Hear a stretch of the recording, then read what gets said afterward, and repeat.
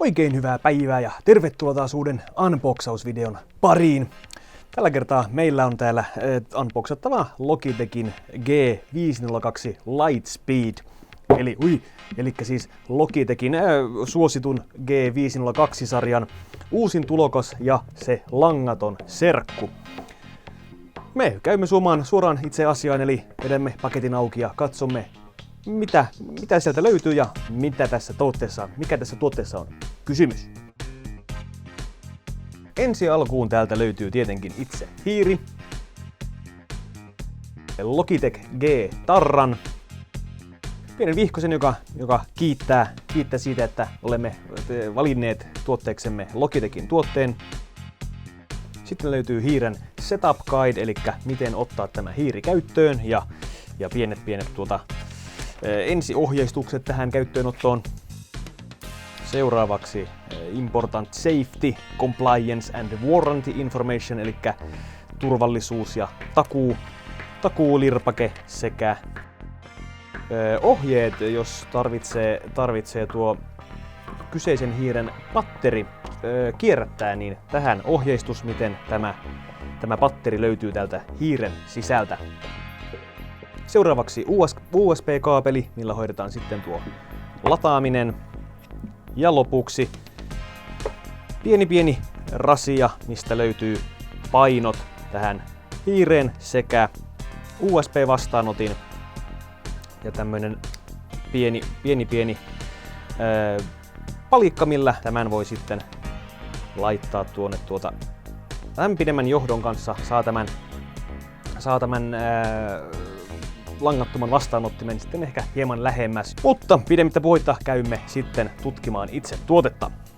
Ja siinä meillä komeilee nyt sitten tämä Logitechin uusi G502 Lightspeed. Ja ensitöikseen tässä nyt tietenkin huomaa sen, että tämä on saman näköinen kuin 502 muutenkin on.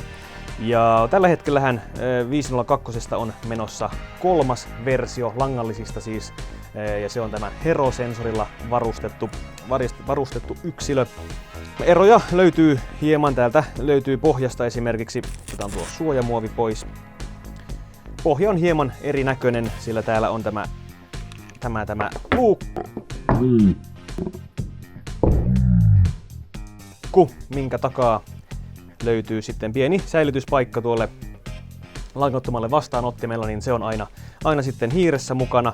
Ja tämän myötä tuo hiiren takaosan, mikä tämän hiiren tassu on hieman eri mallinen mitä aikaisemmissa malleissa.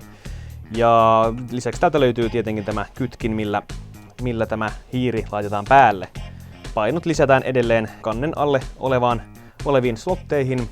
Hiiren rulla on muuttunut sen verran, että täältä sivusta paistaa, että tähän on tullut tämmönen pieni rako niin sanotusti.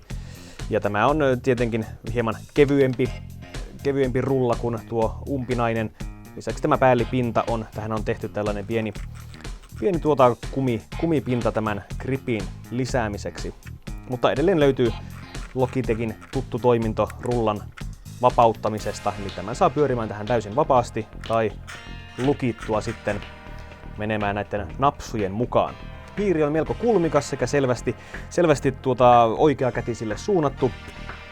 Ja tähän, se totta kai riippuu hiiren käyttäjästä, mutta ainakin itsellä napsahtaa käteen suhteellisen hyvin tämä kyseinen malli.